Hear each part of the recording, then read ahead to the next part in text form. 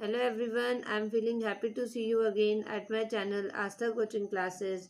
In my last class, I taught you about present continuous tense. Now, we will start with our next lesson of tenses, that is present perfect tense. Present perfect tense, lesson number 3. Present perfect tense की पहचान होती है लिया है, लिए हैं, ली है, चुका हूँ, चुके हैं, चुकी हैं। ऐसे करके जो सेंटेंसेस बोले जाते हैं ये वो प्रेजेंट परफेक्ट टेंस वाले सेंटेंस होते हैं। प्रेजेंट परफेक्ट टेंस वर्ब की वो फॉर्म होती है जो यूज़ करी जाती है एक्शंस को एक्सप्रेस करने के लिए।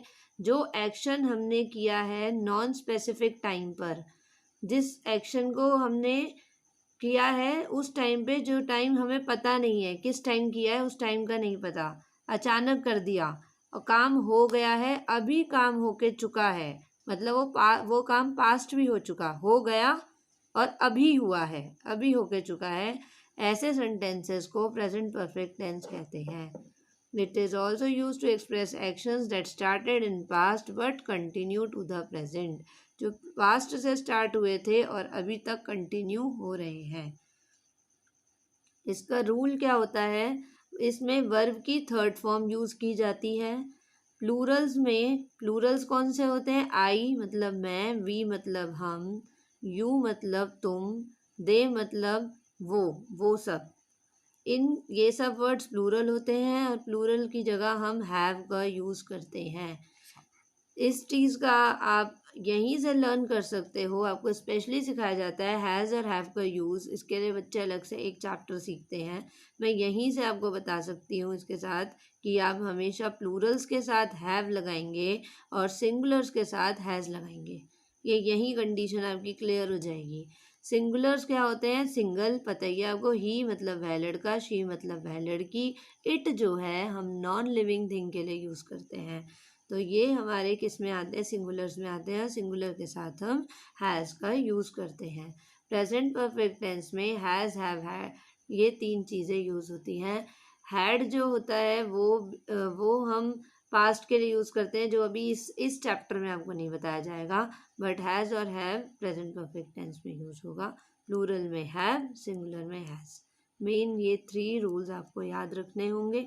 इसका फॉर्मूला कैसे लगता है? सबसे पहले सब्जेक्ट में प्लस करेंगे हैज़ और have according to singular and plural in your sentence, then plus verb की third form and PP means past participle. You can say past participle also in place of verb की third form. ठीक है ना?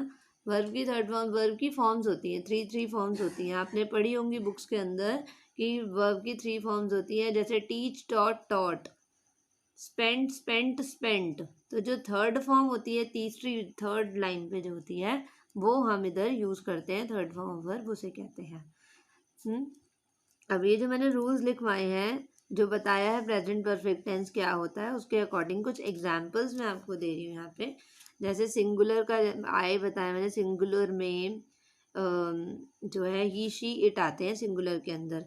ठीक है, और आई भी क्या है? सिंगुलर ही है, सिर्फ मैं ही हूँ, बट हम उसे ट्रीट एज अ प्लूरल करते हैं, पर सेंटेंस में हम सिंगुलर ही लिखेंगे यहाँ पे। जैसे I have done the work, मैं काम कर चुकी हूँ। ठीक है, और सिंगुलर का मैंने एक और एग्जांपल ले लिया है, जैसे she has done the work, वह काम कर चुकी है।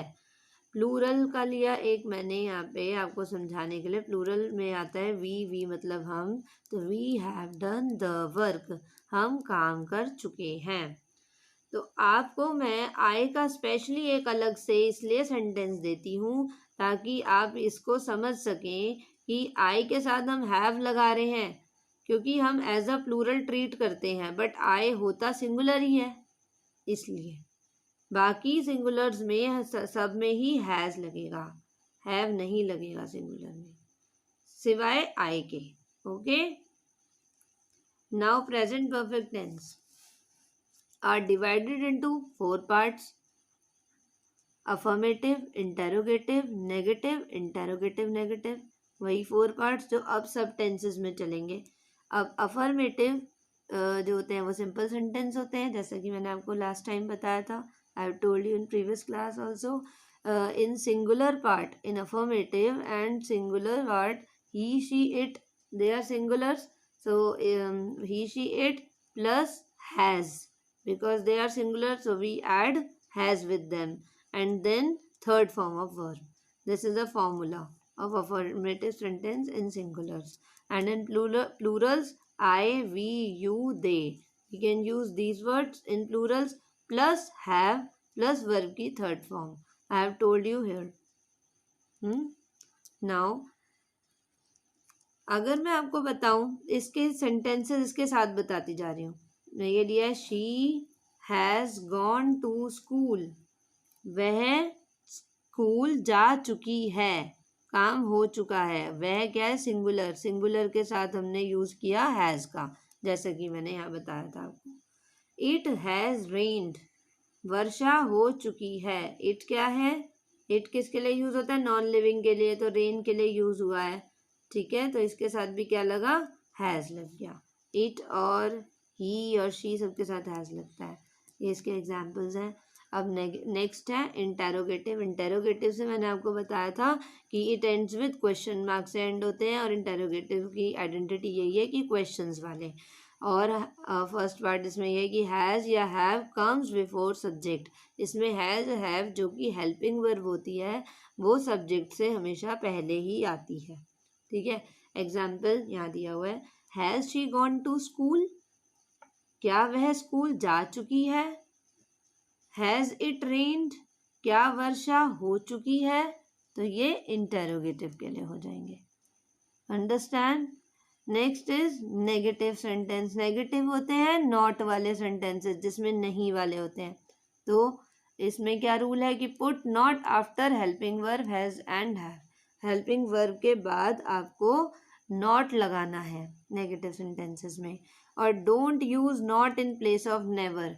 एक ये भी इसका रूल होता है, नेवर जब भी आप यूज कर रहे हो नेगेटिव सेंटेंस में, तो उनके साथ नॉट यूज कभी नहीं करेंगे.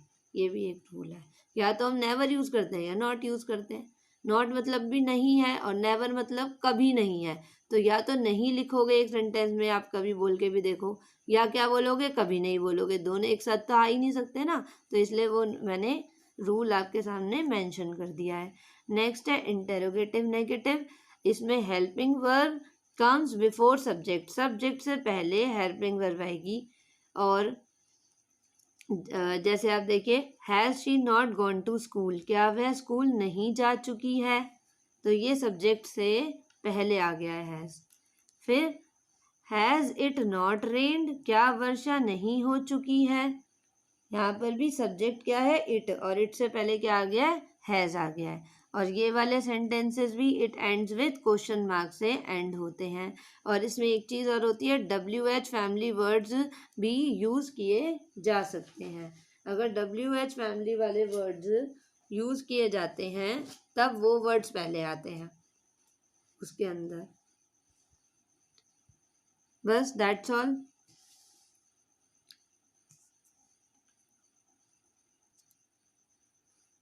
Okay, so our present perfect tense is over. I hope you listen and understand it properly. You must do practice and revise it at home. Now today's activity.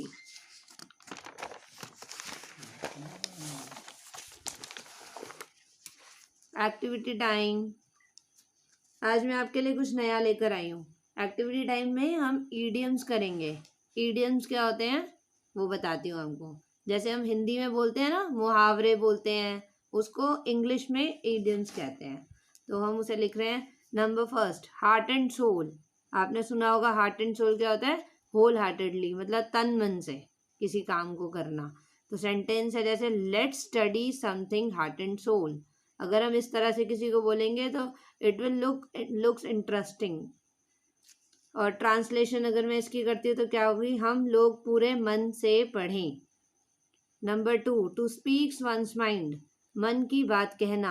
Sentence बनाते हैं अगर तो इस पर क्या बना सकते हैं? Why don't you speak your mind frankly. आप फ्रेंकली जो आपके दिमाग में है वो क्यों नहीं बोल देते? उसको हम ऐसे लिख सकते हैं, to speaks one's mind. Number 3, to cross one's mind. मन में उठना, कोई आइडिया या कोई पॉसिबिलिटी आना दिमाग में, तो सेंटेंस क्या बन सकता है? It never crossed my mind that there might be so much need of English for me. यह बात मेरे मन में कभी नहीं उठी कि मेरे लिए अंग्रेजी की ज़रूरत इतनी हो सकती है। ये इसका क्या है? हिंदी मीनिंग।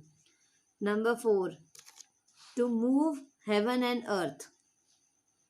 आकाश पाताल एक करना, मतलब पूरा प्रयास करना, पूरी कोशिश करना। तो इसका सेंटेंस एंड मीनिंग ट्रांसलेशन दोनों मैंने एक साथ दी हुई है। You will have to move heaven and earth to achieve your goal.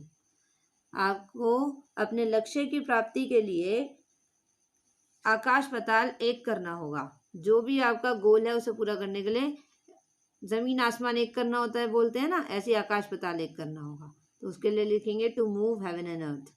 Number 5, to backup. To backup मतलब टू गिव समबडी हेल्प या सपोर्ट, किसी को अपनी हेल्प देना या सपोर्ट करना, मदद पहुंचाना। सेंटेंस है how long will your parents back you up. तो ट्रांसलेशन है इसकी कि कब तक तुम्हारे माता पिता तुम्हें पैसा देते रहेंगे। That's all. Today's activity is over. I hope you like the way I teach you and enjoying different activities. So for getting many more interesting lessons and activities, never forget to like, share, comment, subscribe my channel and also press bell icon for daily updates. Take care. See you soon with my next topic, present perfect continuous tense. Thank you.